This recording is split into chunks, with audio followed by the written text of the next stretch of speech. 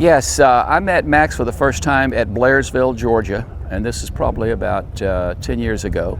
He flew in and was buying fuel, and I was admiring his Bonanza. Being that I'm a Bonanza instructor, we struck up a conversation, and he was telling me about his Bonanza and all that he had done and where he was located up in Knoxville. Well, my daughter's living up here in Knoxville, so we had something in common right there.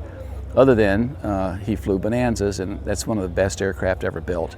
A nice V-35 he had, and it was a beautiful aircraft. Max was an absolutely terrific individual, very cordial, easy to talk to, just a super guy. And then he told me about Beach Talk, and then he wanted me to come up and he was going to show me around the Knoxville area, introduce me to some of the mechanics up here. And but I had fond memories with my first time that I had ever met Max before.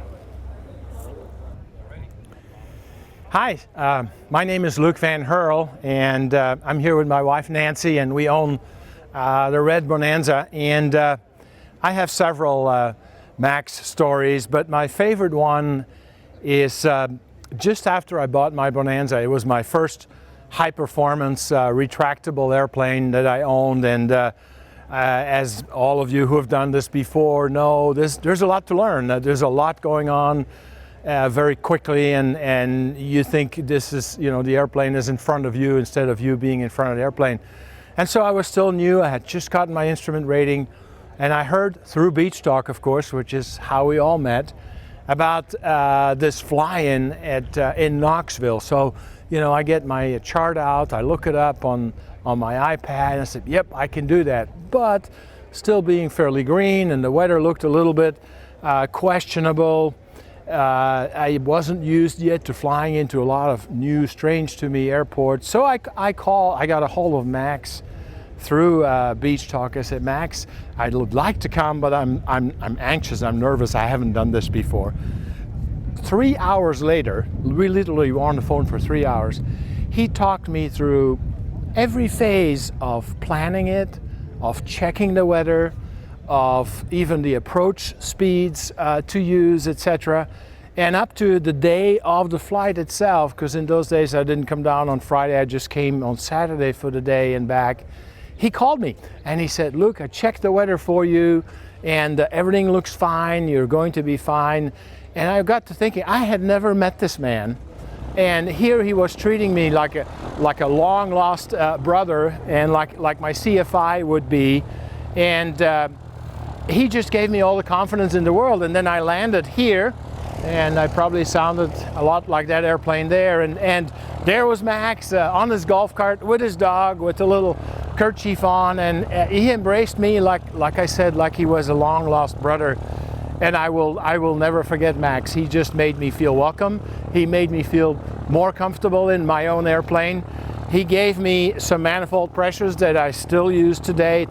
I have 2,000 hours now in this particular airplane. And he said, Luke, 21, 18, 13, that's all you need to know. And what Max is referring to as the manifold pressures that I set to when I'm on approaches.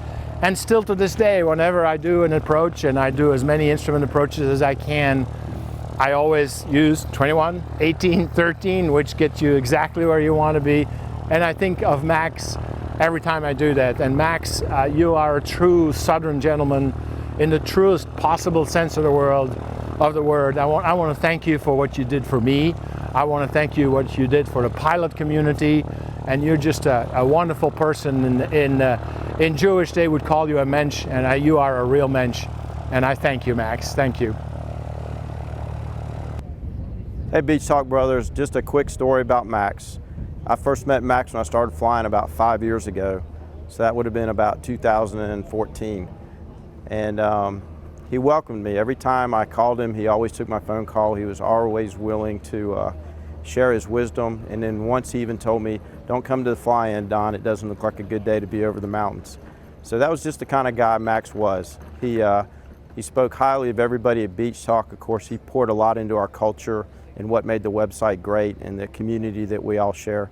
But this fly-in is a way that we not just remember Max, but carry on the tradition of not just Max Grogan, but Beach Talk as well. Max really meant a lot to a lot of people through the years. His Southern charm and just his willingness to pour into others. Very selfless, very much a person I'd like to be like. Hi, I'm Brandon Grogan. I'm Max's son. And so I'd just like to say, first of all, thanks to everybody for coming out to the fly-in. My dad really loved him, all the times that he could be there. And it would make his heart really glad to know that you guys are continuing the tradition after that. So I just thought I would tell a little bit about some of my experiences with my dad related to flying. And hopefully some of this will remind you guys, will bring good memories of Max and what he hopefully meant to you guys. So in 1968 or so, before I was born, he was in Vietnam. He was drafted to go to Vietnam, but he was stationed at Fort Lewis, Washington. And while he was there, he discovered flying, that they had a flying club there, and he got his private pilot's license there. And he flew for several years there, and I think really enjoyed it. Flew small planes through the 70s after I was born. And then in about the early 80s, life took hold. He was too busy with work and things like that, and he quit flying until 2001. And of course, by this time I was about 28. And so I got to see him pick flying back up again and how he fell back in love with it. And from that moment, I think he was hooked, and it became really the most important thing in his life beyond his family. And he enjoyed every minute of it. So shortly, a couple years after that, he bought his first Bonanza, and he loved the plane, went out in it all the time. He loved his angel flights. When I was in Virginia living there, he flew out in his plane, and we went out to the Outer Banks in North Carolina, and it was just a great weekend. And at the time I was skydiving, and so he got to go up in one of the skydiving planes and watch me jump out and ride back down, which I've been told is actually scarier than jumping out of the plane on some of those. Some of my experiences, I went with him on a couple of the angel flights. He loved doing that kind of thing. Help people, get to know new people, because Dad never met a stranger, and fly at the same time, so that was a perfect combination for him. In 2006, one afternoon, he shows up at my door and steps out, says, "Come out on the front porch with me, and I want to talk." And he was sitting there smoking a cigarette, very nervous, and what he told me was his engine had gone out on his plane, and he had done a no-power landing at the Powell Airport, and fortunately survived. But he was still shaking several hours later when he got there. He was shaking. And probably my most memorable trip with my father in 2013, I didn't get to travel too much with work and such, but I said I'd like to go visit Utah, and hey, you have a plane, would you guys like to come with me and visit? And so we flew out to Utah in 2 days. We stayed at a little town called Hurricane with Sean and Bonnie. I can't remember their names anymore, but it was a lovely place. We saw the national parks together, and it was really the best trip I ever had with my dad. So, and you know, and he flew as much as he could until the last couple of years of his life when health problems were preventing to do that. He did the fly-ins as long as he could, and I think it, you know, really, he wanted to be at the 8th one, the one you guys did last year, and it just, at the time he was in the hospital, and so he wasn't able to. But anyway, so Dad loved flying, he loved beach talk, he loved all you guys. You were like a second family to him, and so I just say thank you everybody for coming out and thinking about my dad. So. I'm Bobby, Max's widow, and I just wanted to say how much he loved the book that was made at the last fly-in in May of last year.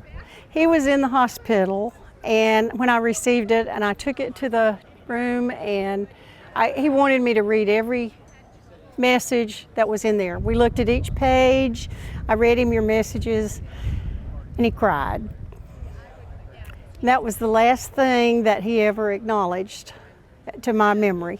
He loved all of you, and he loved doing the fly-ins. He loved having all of this people who love flying and love Bonanzas and Barons and whatever. And I know he's watching over us today, and I hope he's up there watching us, maybe flying around in his Bonanza.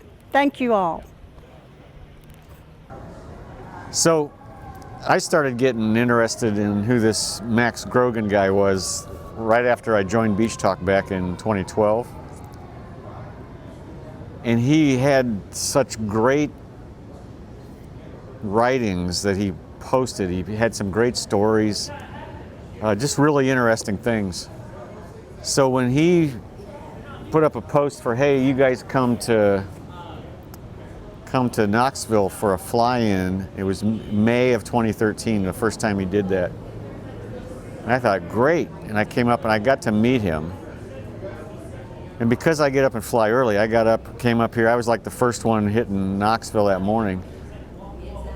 He was on his golf cart with Jesse, his beloved dog. They came out, met me when I flew in.